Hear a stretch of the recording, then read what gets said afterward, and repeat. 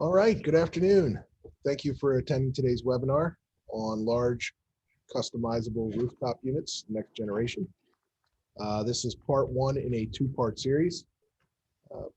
Couple of housekeeping issues. There's a Q&A question box on the bottom of the screen.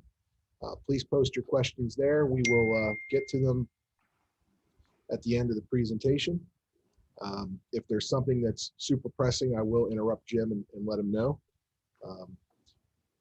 Also, we're recording the webinar and posting it to our YouTube page, which is HCNI Company.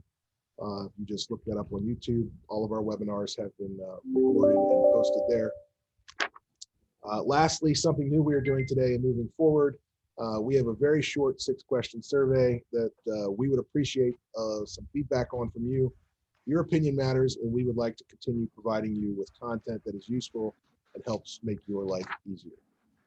Thank you for taking time to be with us today. I'm pleased to introduce Jim O'Donnell, and he's going to take you through the presentation. All righty, great. Thank you, Buck. Jim O'Donnell here. There's my contact information in the lower left-hand corner. We can offer 1.0 PDHs for today's presentation. Just email me that you like one and give me a couple days and I will send them out. All right, so let's get started. All right, so today we're going to talk about customizable rooftop units, like the next generation, the direction that packaged rooftop units are going. What I'm going to cover today in my agenda, first part is a simple review of rooftop units. I'm going to go over the history of rooftop units. I'll do a comparison of large rooftop systems versus other HVAC systems. Next, I'll introduce the next generation and go over some customizable options that are available. I'll tailor this to AAON's new RZ product line that's been recently introduced. And then the last part will be review just quickly the ASHRAE 90.1 energy efficiency requirements. And then I will transition that into factory performance testing that you do have available for these large units, all right?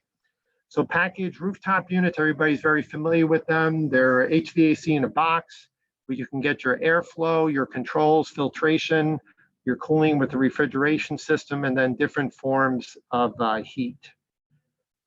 Everybody's familiar once again with the advantage of packaged rooftop units. There's very much familiarity with the design and engineering of them, the installation. These are HVAC systems in a box. What that means is that they're pre-engineered at the factory. You don't have to figure out anything, just really select them from a catalog or today's world with a computer selection program. They do have pre-installed controls with certain algorithms already included. They're factory tested, they're mass produced, but really why the main reason for these types of systems that are installed is that they are low first costs as well as low installation costs.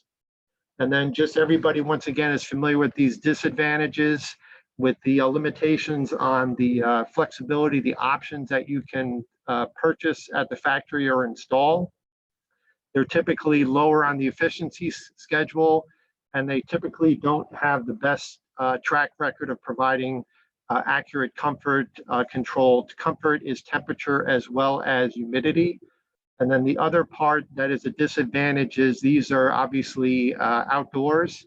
Performing maintenance outdoors is often difficult because of the weather, such as a day as today. But just with today's presentation, what I want to try to emphasize is that we're chipping away at these limitations with packaged rooftop units by changing them to customizable ones. And then also too, we're reducing the amount of maintenance that is required outdoors by providing a factory installed service vestibule. Now, packaged rooftop units can kind of be classified in 3 different categories. You have your unitary, you have your applied, and then today I'm coming up with a new customizable classification. Typically, the HVAC industry is moving towards the customizable. In whether it's a rooftop product or air-cooled chiller, air handler, et cetera, like that, they're improving the capacity that's available. They're providing more flexibility and options. They're striving towards higher efficiency. This is oftentimes required, just driven by the improvement in the energy codes. And then once again, they're providing better comfort control.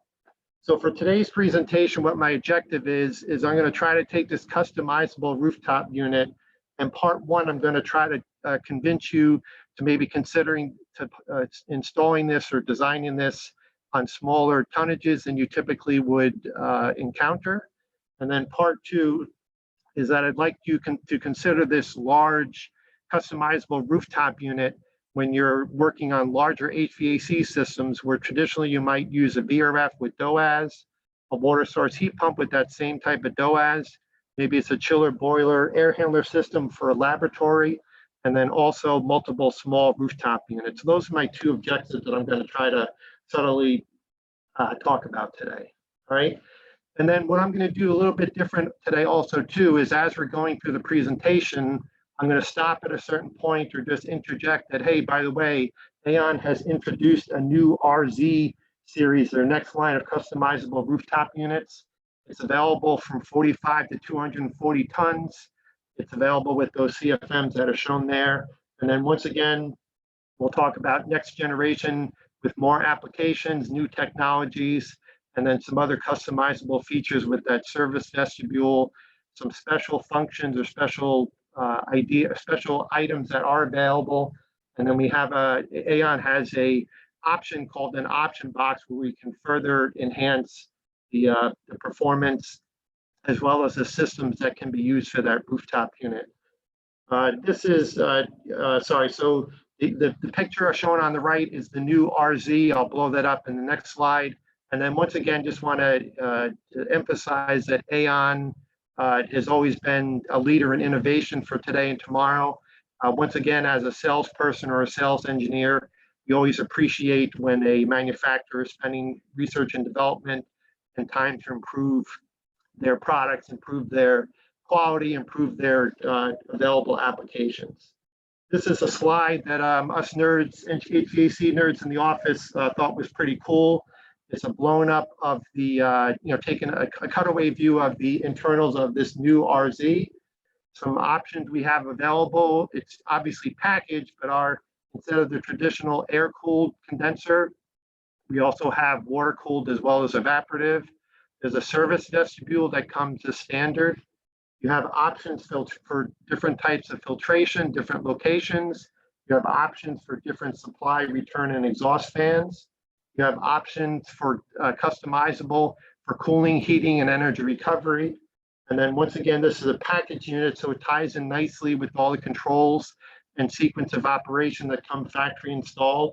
And then once again, a rooftop unit is HVAC in a box that we like for a quick turnaround, quick installation, less problems than field-built systems.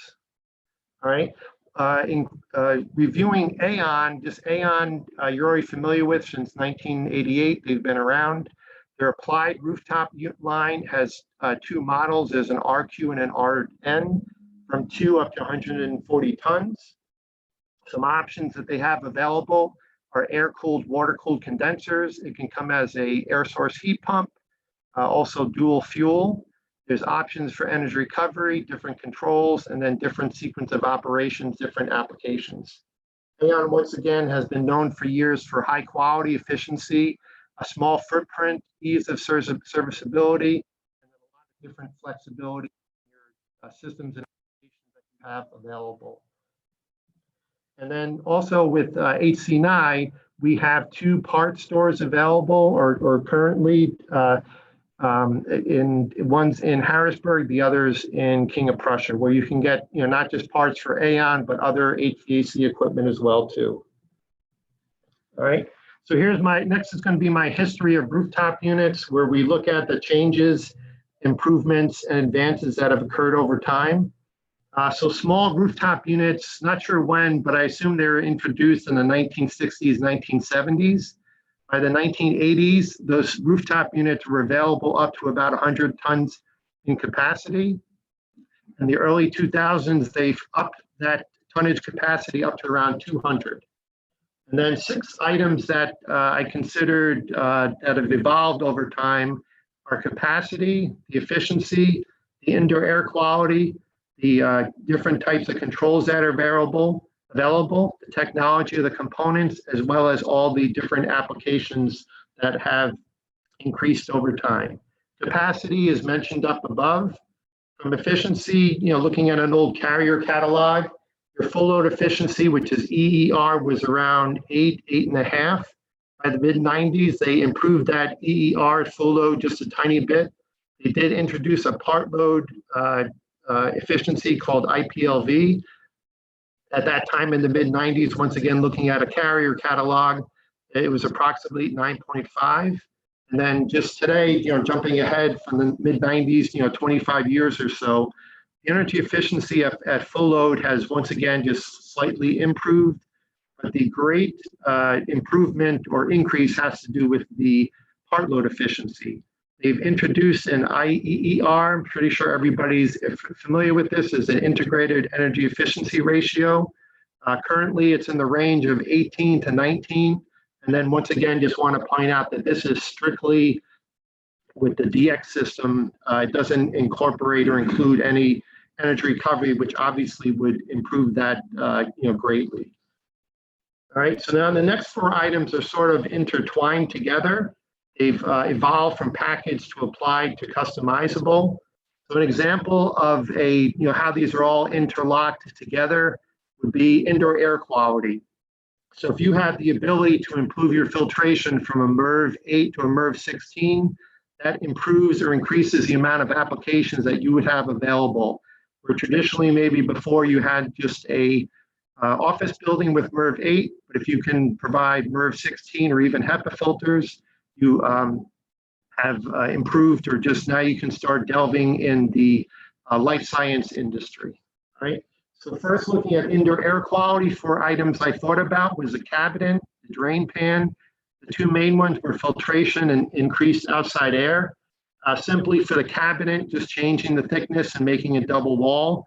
Your drain pan went from galvanized with a flat to stainless steel with slope. Your filtration, looking back once again at that Carrier catalog for an approximation, in the 1980s, you had a 2-inch filter with 30% efficient. And then you also had an option for a bag, which was 44% efficient, which I think is about a MERV 10 in today's world. And then just with today's customizable or large rooftop units, you can get 3 stages of filtration. You can get a MERV 8 pre-filter, a MERV 16, which would be considered a final filter, but that final filter would be located upstream of your cooling coil. And then your 3rd stage could be a HEPA filter downstream of everything as a final filter. Increased outside air is just very simple. In that mid 80s, you were only able to provide about 30 to 35% outside air versus your total supply air. This is because of lack of capacity control and also a lack of cooling and heating capacity. With today's equipment, you can achieve 100% outside air. And once again, this is with and without the use of an energy recovery wheel. All right. Next, going to talk about controls. The evolution of controls has been from electromechanical controls to direct digital controls, DDC. With today's DDC, you can get much more points than before. You can introduce diagnostics and troubleshooting. You can also accumulate trending to help with problems and also energy savings. All right, your sequence of operation likewise has greatly expanded.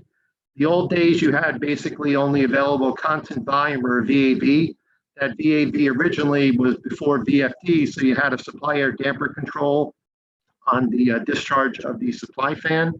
But today, once again, you're familiar with all different constant volume, VAV, DOAS, 100% outside air, custom, et cetera, like that. 5 is technology of the components, your gas heaters, your compressors, your fan motors. First, with gas heaters, just probably similar to an electric heater. Back in the original days, you had 1 or 2 stages. You only could provide 30% outside air.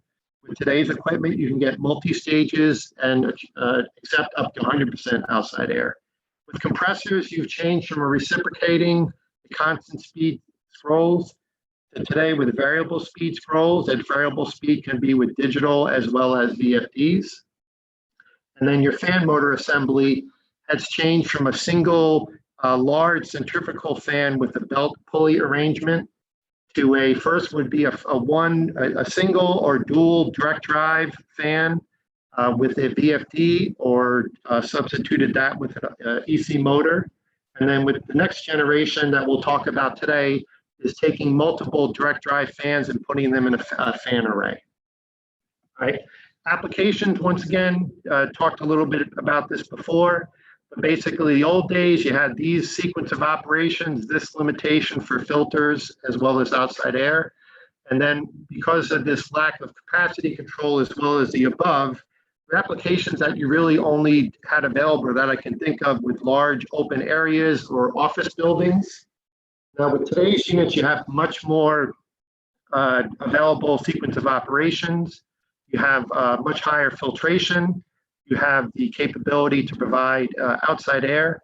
So you have, instead of a lack of capacity control, you have capacity control up the wazoo that you would be able to use for all these different applications. Items 3 and 4 has been the explosion or just much more improvement or increases in the application of these rooftop units where they're used for makeup air or DOAS situations. And then once again in the health science, the pharma lab, hospital applications that were traditionally maybe a 4-pipe, chilled water, hot water system have now, some places have switched to large rooftop units. And then just with, because this is 2 parts and I need something to talk about next week, just what I'll do part 2 is not next week. It's in about a month. So anyway, so just what I'll talk about in more detail in part 2 is about the sequence of operations as well as the applications that are available. All right. So following along with the industry, AAON has evolved, or just they have a strong and long history with large rooftop units. In the mid-90s, they came out with a model RF. It was from 4 to 130 tons with a maximum of 50K of CFM. It had these, from the catalog, I picked off these filters, fan, compressor, and control sequences. Around 2002, they replaced the RF with an RL. They increased the tonnage, as you can see, they increased the CFM. Along with the industry, they increased the applications available or upgraded the filters, your fans, your compressors, or your refrigeration circuit, as well as your controls. And then, now in 2019, 2020, they introduced the RZ series. Once again, they've increased the amount of tonnage. They've increased the CFM, the size of the units. They've improved the filters that are available, the fan array, VFD compressors, as well as your sequences. So today's units are considered to be customizable, but once again, from the inception of RF to RZ, AAON has always had the service vestibule available, the specials as well as the option box. And then once again, just the items that are in the red boxes with the filters, fans, compressors, sequence of operations, etc. Once again, happy as a salesperson, and you guys should be happy as a customer also too, that AAON's constantly looking to innovate and improve their products. All right. Next, we'll talk about the comparison of the large rooftop units to other systems. 4 items I'm going to look at. First is the indoor environmental quality. I stole this from another vendor. So instead of just air quality, where it's the amount of fresh air as well as a filtration effect, you should consider sound. For today's, I'm going to look at the sound that is in the occupied space. I'm sure everybody's familiar with a problem. If they had a problem with noise or sound, it's very difficult to retrofit or repair that or fix that once equipment is in the field, afterwards. Second, I'm going to look at first or / install cost. This is always very important when evaluating systems. Probably the number, I probably should put this as the number 1 determination, because it seems to be the number 1 determining factor. And then the other thing I'll look at is operating costs. I'm going to break it down into maintenance requirements. And then the fourth one is just a summary, or just a summary of energy usage. For my rating system, 5 is going to be the highest, 1 is going to be the worst. And then the 5 different systems I'm going to look at. The first is a VRF with a DOAS system. The second, we're going to replace the VRF system with a water source heat pump. Next is a chiller boiler air handler system. The fourth one will be multiple small rooftop units. And then the fifth one, why we're all here today, is going to be regarding large customizable rooftop units. All right. So now looking at number 1 with the VRF with the DOAS, just a simple quick summary or depiction of the system. In the upper right-hand corner, you have your DOAS system. We have a central air handling unit or energy recovery unit, makeup air unit, DOAS unit, where you have ductwork connected to it, and you're providing outside air to each of these zones or spaces. Typically, that outside air is sized for minimum ASHRAE requirements. Our VRF system that everybody's familiar with consists of outdoor, this is a simple depiction, but there's an outdoor condensing unit.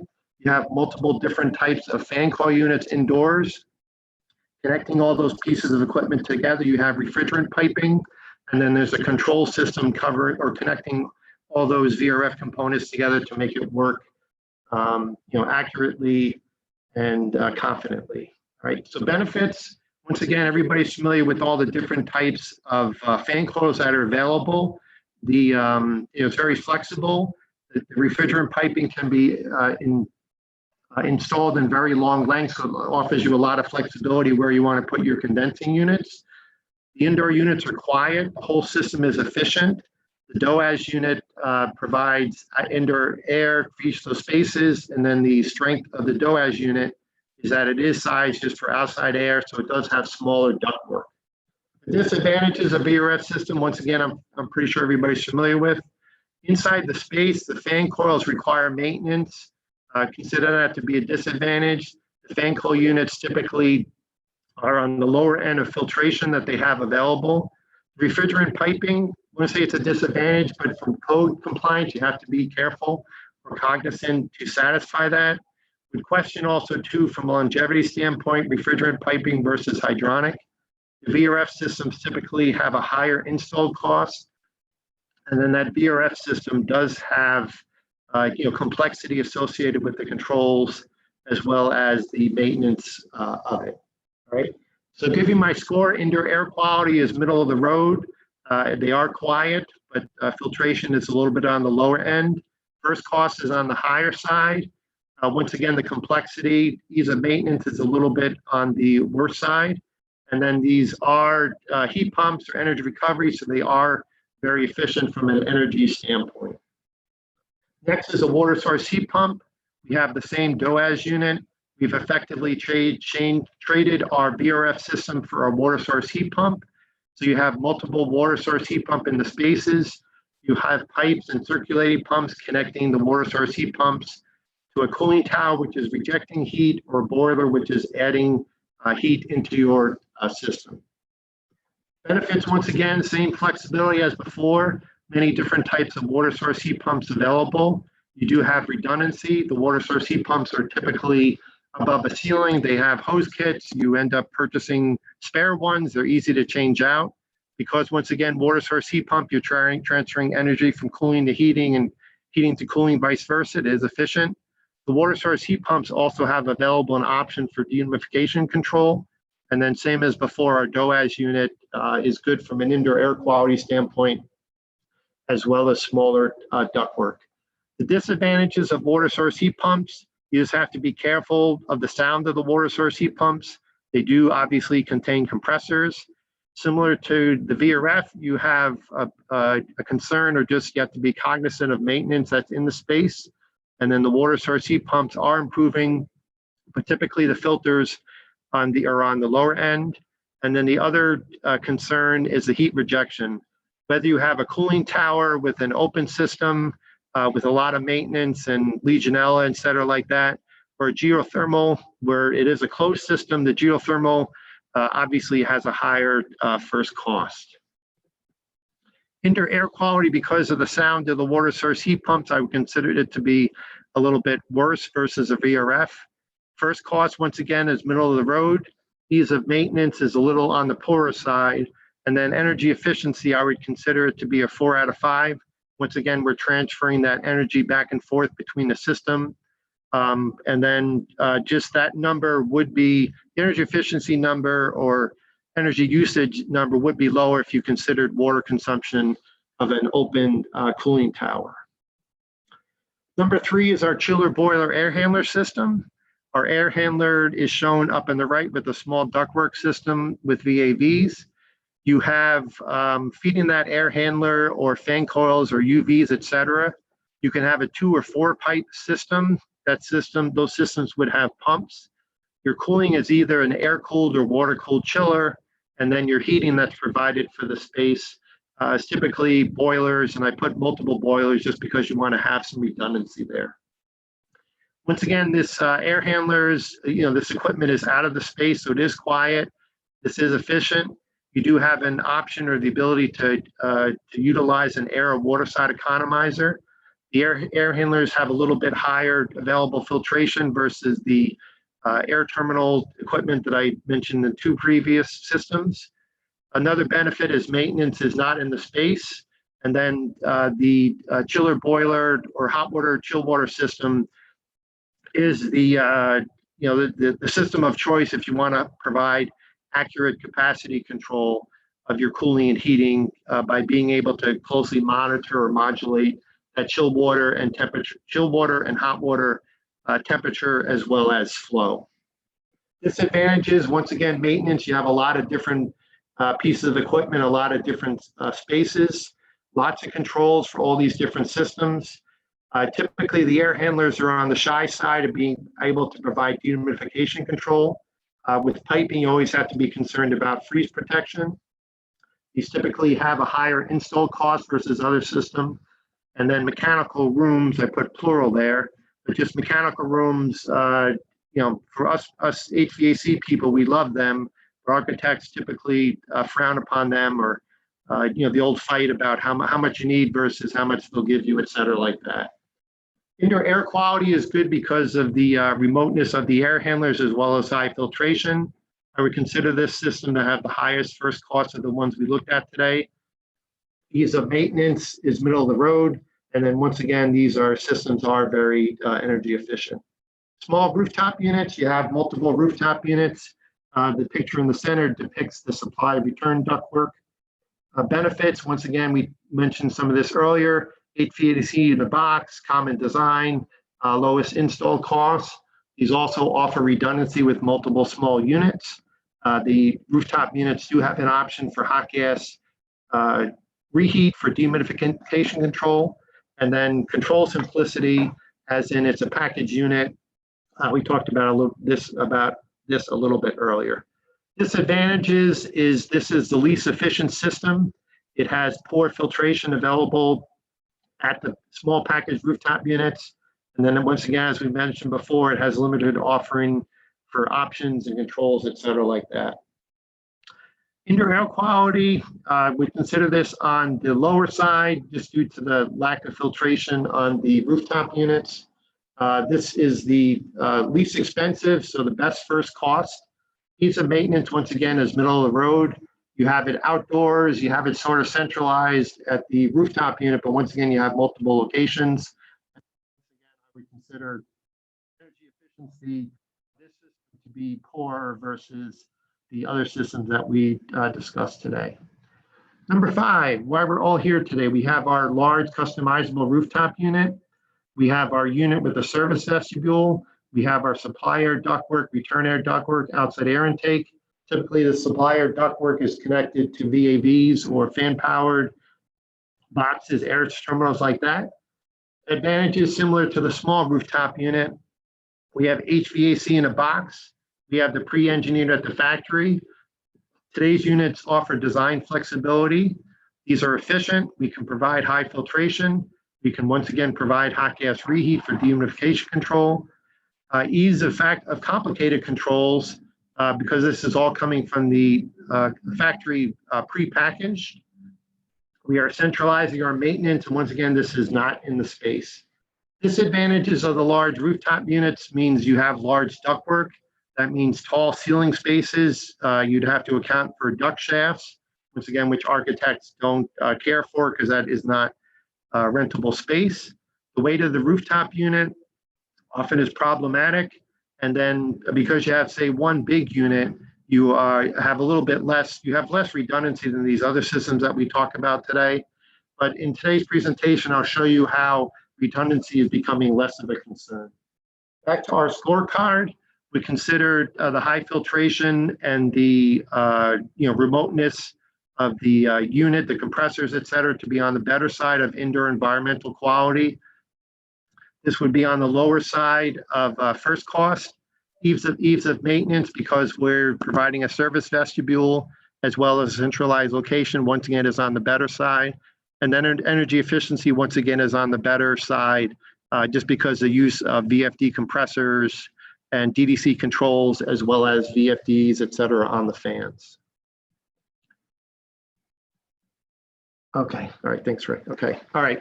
Next, just other considerations for future replacement of our 5 systems. The VRF, we considered it to be a concern because of the refrigerant piping. This has typically the shortest lifestyle because we're running our compressors and heating as well as cooling.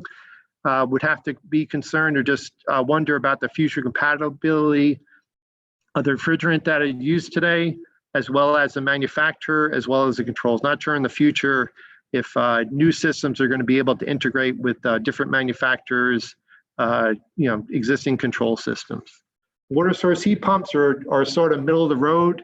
These have a short equipment life, but they're from a replacement perspective, the water source heat pumps are easy. The cooling tower would be the opposite.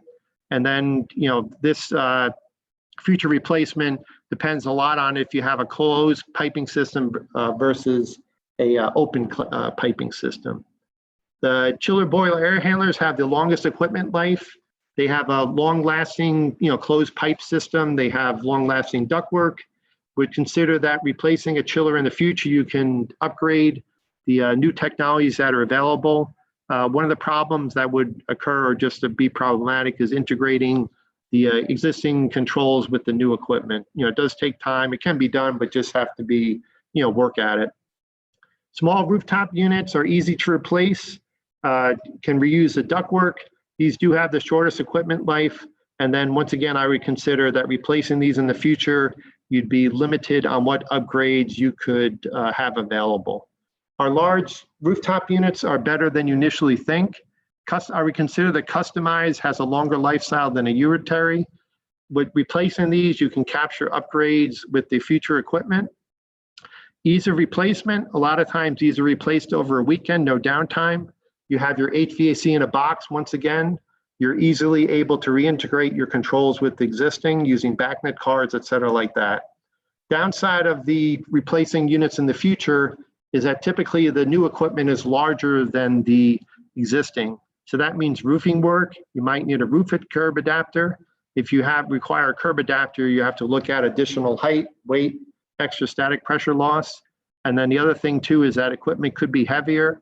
If you have to maybe shore up or replace your existing structure, your cost can be substantial. Other things to consider when replacing the unit, multiple units have the same capacity and footprint with little weight difference. These are the items that you'd have to look at, evaluate on a case-by-case basis. An example of this phenomenon would be an AON unit where you have multiple capacities in the same footprint. Their model RN on the larger size from 31 to 70 has the same cabinet size. The E cabinet goes from 55 to 140. And then the new unit that we just introduced, or AON just introduced, has 4 different sizes. The chart, the slide here just shows the different ranges of the units that are available. All right, other considerations. Obviously, everybody's aware of the recent, it's still going on, COVID pandemic. ASHRAE came out with guidelines to increase filtration effectiveness, increase outside air ventilation. So in a future occurrence, what is your ability to modify your existing system? Once again, our 5 different systems here.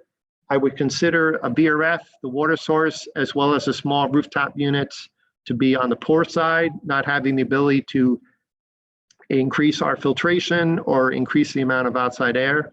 And then, a case-by-case basis, but then just once again, the chiller, boiler, air handler, as well as the large rooftop units would have some capability or some potential to do that.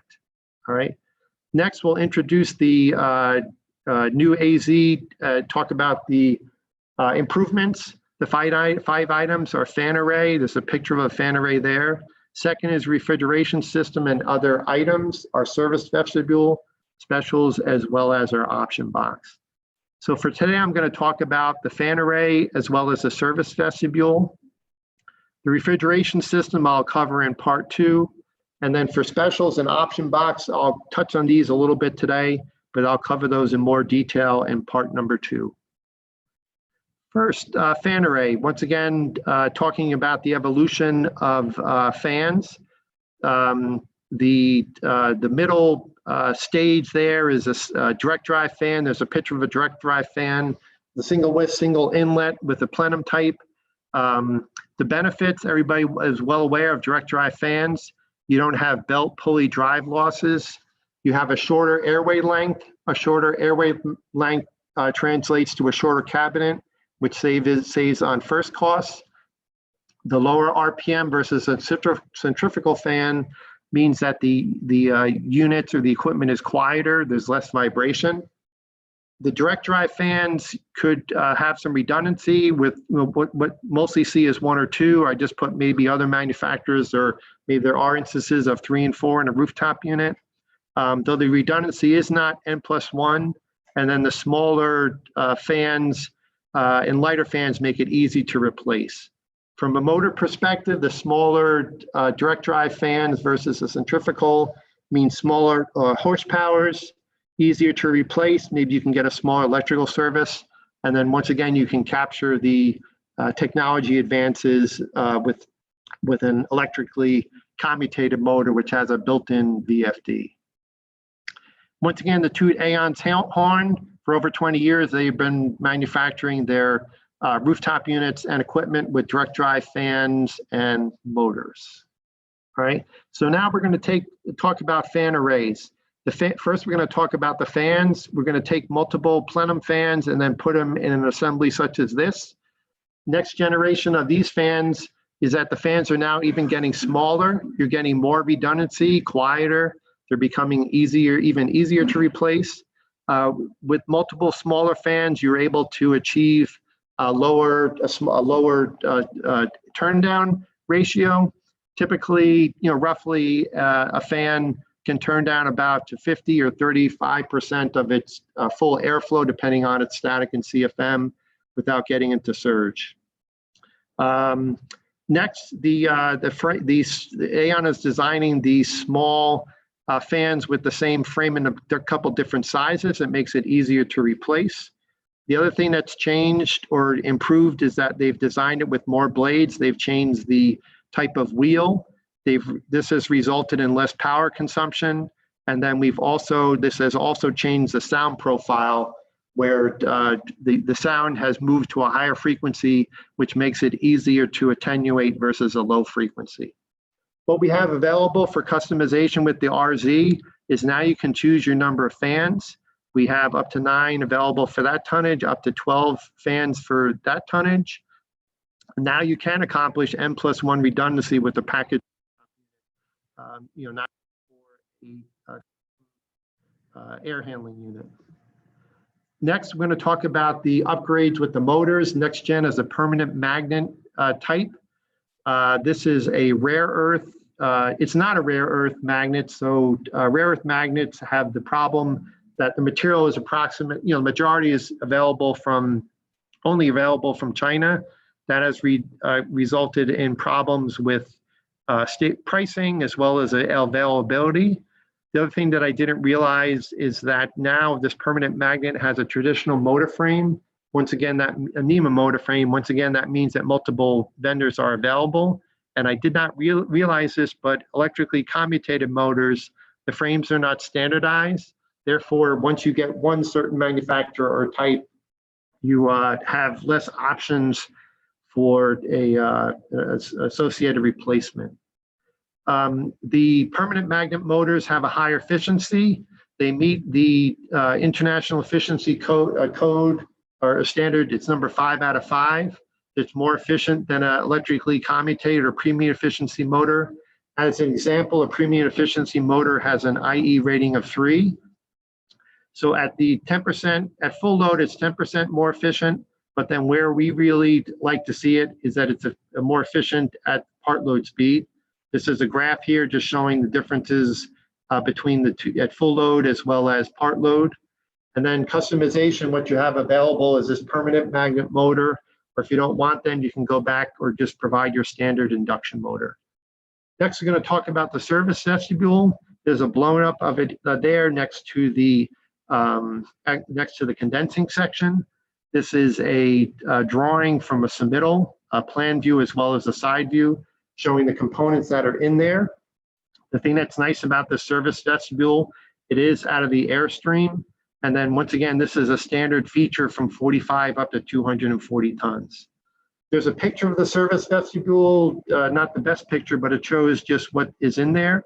You have a lockable door, you have lights, your compressors and refrigeration specialties are there. You have your power and control panel. The high and low voltage are separated, which we like from a safety standpoint. The benefits of the service vestibule is the components are out of the weather. They will last longer. And then once again, it's easier to service and troubleshoot when you're indoors. Most of the items are in one location. And then the compressor is a little bit easier to work on because it's up on a shelf, right next to the little L's. All right, compressors, locating the compressors indoors and not under the condenser coil makes it easy to work on. And then the other improvements or next generation applications that have occurred is that you can now provide larger condenser coils. Those larger condenser coils make your refrigeration system more efficient. With the same amount of heat transfer, you can achieve the same amount of heat transfer by using lower condenser airflow.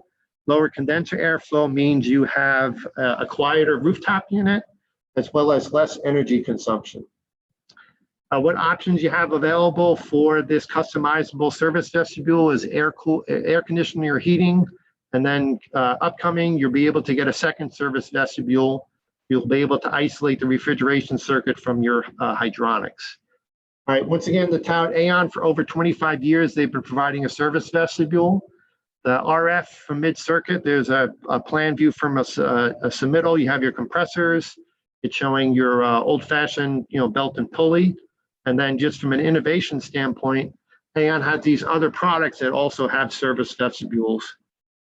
They're air or vapor-cooled chillers, they're condensing units, as well as they also have a boiler and pump mechanical room, available as a factory created piece of equipment. Other thing that we're excited about is that AAON has an option for a common vestibule. This is a plan of a drawing that Buck is working on a project. It has your 2 rooftop units, and then in between it has your service vestibule that's available as an option. Specials available with the AAON, once again, has been available for over 25 years. They're called SPAs, or special price authorization. We like the fact that they're pre-engineered, they're factory installed, tested. The other thing too that helps us salespeople get out of trouble is they have a dedicated system engineering group. Once again, I say system because it's not just the equipment, but it's also the application that's being used.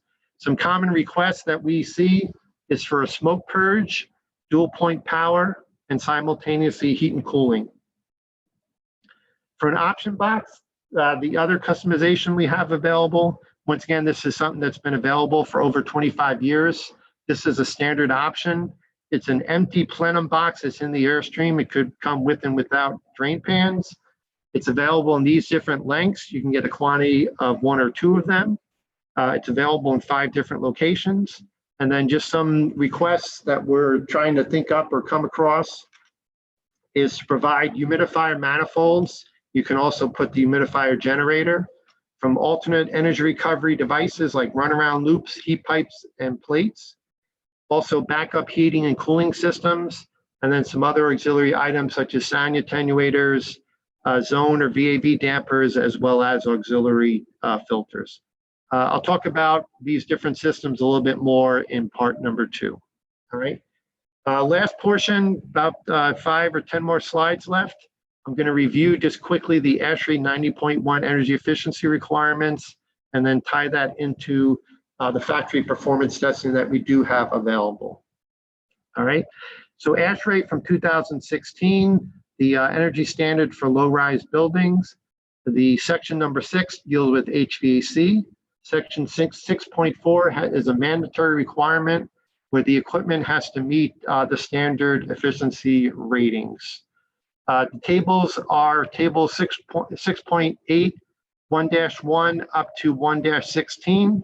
As I've said, before in prior presentations, if manufacturers don't meet this minimum efficiency code, they're not going to be able to sell their products. Everybody basically does it.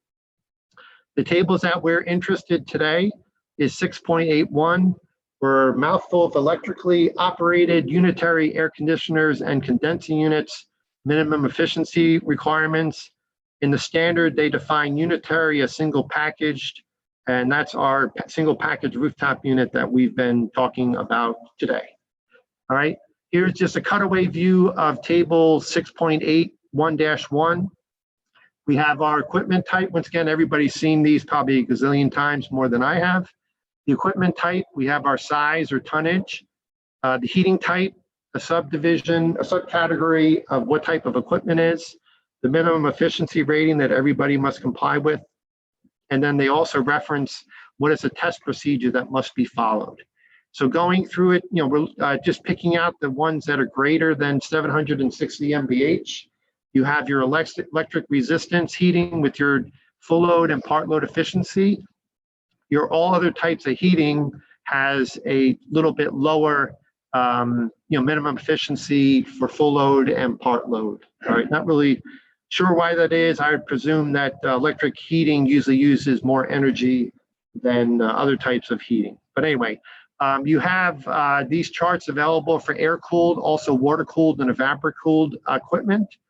All right, this is from 2016. ASHRAE 90.1 for 2019 has a new charts.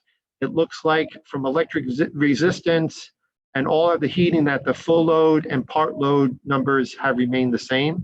The one thing I want to point out is that after 2023, they're increasing the IEER. So this is kind of nice that ASHRAE is telegraphing to the equipment manufacturers and the industry what energy efficiencies they would like to or they plan on achieving by these dates. All right. RZ series available today. The full load is 10.8 to 10.0 to 10.8, so we're exceeding that. And then the part load efficiency, the IEER, is up to 18.7. Once again, we're much higher than the standard by using VFD compressors and those PM motors, the new fans, as well as the controls, et cetera, like that I've mentioned before. Next, I want to just talk a little bit about the ASHRAE standard 340-360. Truncated it, but this is a standard for performance rating of unitary air-cooled and heat pump equipment. It's like 70 long or so. There's appendixes, we'll take up half of the standard. So just observations that I came across are just noted that the standard only goes up to 63 tons. This has been the same tonnage for years, not really understanding why that has not been changed with the way of the world today. Fan performance is at 400 CFM per ton. For greater than 48 tons, the external static pressure that used is 0.75 inches, which say that is extraordinarily low versus what is witnessed in the field. They say you're allowed to use the lowest level of filtration. They don't specify whether it's MERV 7 or MERV 8, they just say the manufacturer's lowest level of filtration. The other item is that the IER, to me, is not really indicative or the best indicator of part load efficiency. Once again, everybody's probably seen this formula here, but IER is based on 4 different operating points at 100, 75, 50, and 25% of full load capacity. They have A, B, C, and D. There's 4 different points. They give different weightings to each of the points, and then they have different ambient air temperatures. So you can see, once again, they're just taking the 4 points. They're giving, correctly, they're giving the majority of the rating at the 75 and 50% loads, as well as with the different ambient temperatures. And then the other thing just want to point out is that the IER is without economizer. So just kind of me, personally, just kind of weird that, the standards require economizer, but then the efficiency doesn't take into account, which would probably be difficult to do anyway. So anyway, so just this standard, which I took version 2019, it is also available, or we probably are at 2015, but this is all based on 2019. But this standard to me, is better suited for unitary rooftop units, not applied units, not customized, and then better suited for units that are smaller in tonnage. So some other customizable equipment, centrifugal chillers, we have larger in capacity. You have to be worried about your customization. I'm going to skip ahead here. Customization of your air handling units. How do you verify the performance? By factory testing. With our custom rooftop units, we can also verify our same performance testing. But then the other thing that we want to improve on, or just highlight, is that the rooftop unit, we can also factory test the controls and sequences. So Aon has a new test lab that was built in 2019. It's used for research and development. There's 10 test labs. It's available with in-person or visual streaming. This was the cool picture that I took at the opening, where there's an environmental test chamber where you can, where they can make it snow and make it rain, a large range of out air temperatures. But what we want to focus on, or just what we're concerned about, is the largest test lab can handle up to a 300-ton rooftop unit or air handler. It has these, very accurate from a temperature and humidity perspective. They have an over/under configuration. And the other thing that's cool about these rooms is that they serve as reverberation chambers and meet the ASHRAE standard. There's a picture of the supply air and the return air rooms that are on the bottom.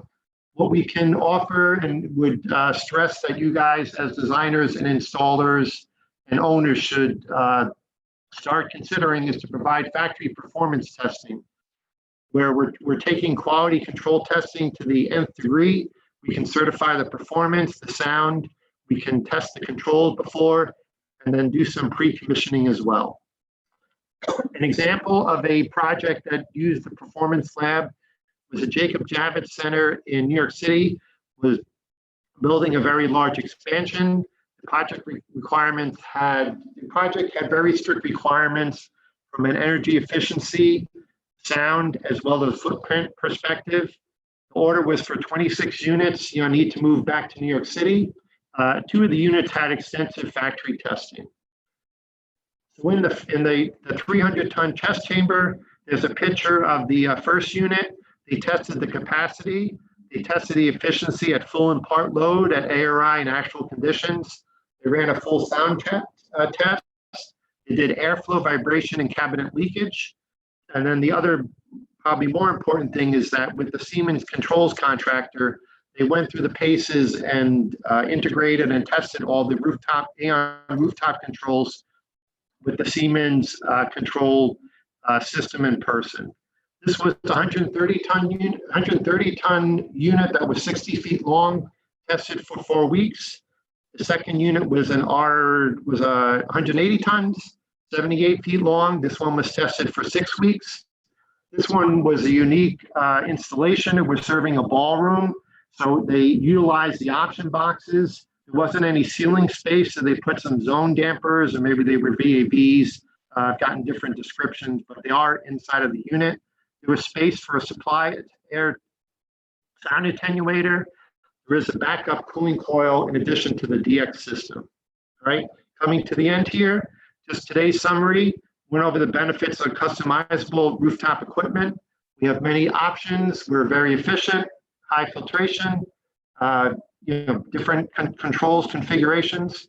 With the rooftop systems, they are typically on the lower side of first cost. Once again, the centralized maintenance for less ease of maintenance. Our controls are, once again, also factory installed, makes it easy to work on. And then want to emphasize that we do have factory performance testing available. This will guarantee your performance. You'll get a peace of mind prior to the equipment turning up on a job site and then be installed a month or 3 months or 6 months later. And then once again, we can look at the integration of the controls before it leaves the factory. Today's topic talked about the RZ new large rooftop unit from AAON. Upcoming in part 2, we'll talk about applications, considerations, best practices. We'll talk about some more of the next generation and customizable components that are available. And then looking at those option boxes, we'll talk about the different systems that we're working on or considering looking at to be provided in addition to the rooftop unit. All right, so this is my last slide. Thank you for attending today. Want to remind you we have 1.0 PDHs available as a credit for this. Part 2, where we'll talk more about customizable units, is on the 23rd, and then other seminars upcoming that we are working on for filtration, as well as kitchen design. All right, thank you very much, Jim. A couple of questions. One I actually answered a little quickly. First question was, can you discuss how customized would impact the lead time of an RTU? I can certainly field that one. So anytime we add a customizable option, it would add anywhere between 2 to 4 weeks. If it's super complicated, it could add 6. The lead time for a large unit is anywhere between 12 and 14 weeks. So I hope that answers that question. Second one is, has bipolar ionization or UV been considered for these units? Yes, you can put UV lights or Yes. BPI, needlepoint bipolar ionization, or if you have a different product that you're looking to use, they can also be factory or field installed. Just depends on the on what your application is. So Neil Feldman asks, does AAON manufacture the fan arrays? So AAON does not manufacture the fans themselves, but they do manufacture the boxes that they're putting in the units. So they get the fan assemblies, and then they put them together, and then they have their engineering team put together a way to stack them accordingly. So are units with horizontal duct distribution, or does it need a special roof curb? So the RZ has vertical as well as horizontal supply and return connections. And we have seen top as an option, just depending Yes. What's in the system. We have seen top discharges as an available option. Yes. Nick Calgani. Good information so far. In the beginning, I thought I saw reference to new custom small RTUs, 3, 4, 5 tons. Is that correct? Would like to see a lot of these options that's available on smaller sizes. So Jim, you want to answer that, or you want me to? The RZ currently only goes down to 45 tons. In the future, they are planning on reducing that.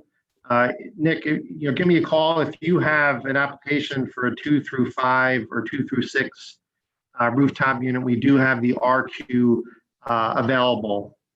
It is applied. Whatever, we can talk about what customizable options you're considering.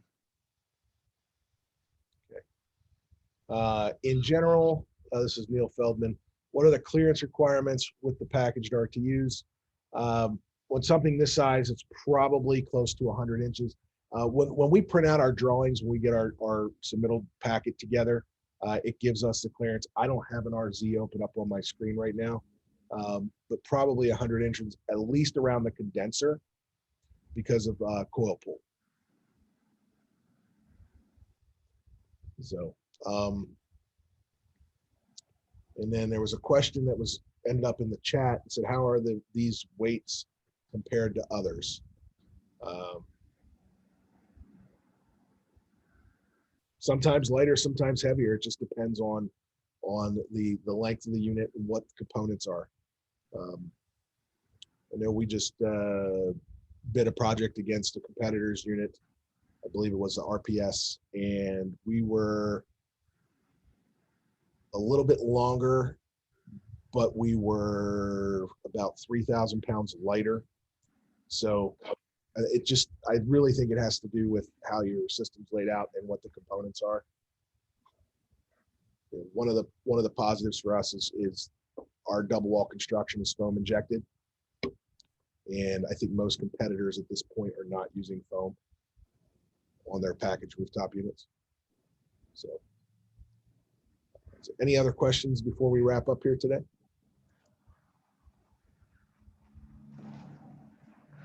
I think there's one more, Buck. Okay, well, we got two. Options for SCCR ratings for equipment with package controls and associated lead times / cost increase. So I'm assuming that is the 35 SCCR or 65 SCCR. We're starting to do that across the board in the smaller product. We have it as an option. They're starting to integrate it into the program.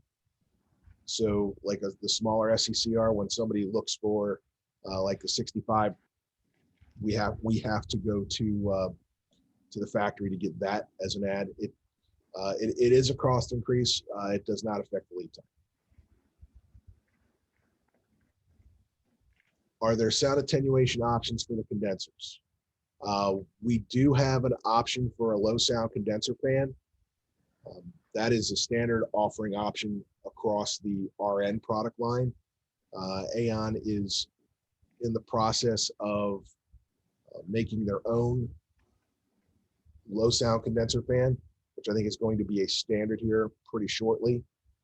But in lieu of that, we can get a special for like a Zila bag or EBM Pabst condenser fan motor assembly. Yeah, those owlet design. Yes. Aluminum frame and panels available? No. That is one thing that we may be able to get the panels, but the frame would not be aluminum, and I think that kind of defeats the purpose. Just from a corrosion standpoint, the exterior paint is a 2,500 hour salt spray. They do have options for, I think, a 10,000 hour rating on condenser coils with like an epoxy coating. And then also too on the interior, instead of a traditional galvanized finish, they do have an option for a painted finish. Okay. Thanks, Jim. You're welcome.